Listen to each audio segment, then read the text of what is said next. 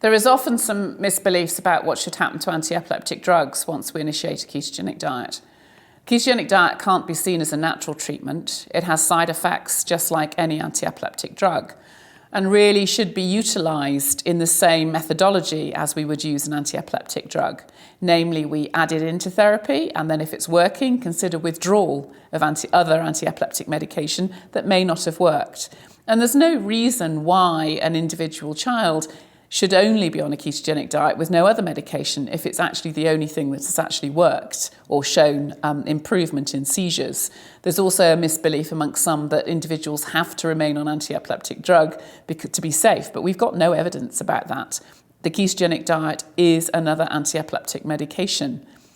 With regard to interaction with other drugs, when we've looked at studies, albeit very small amounts of data, there's no evidence that there's a real interaction or indeed an effect on absorption of the drugs, for example, in conjunction.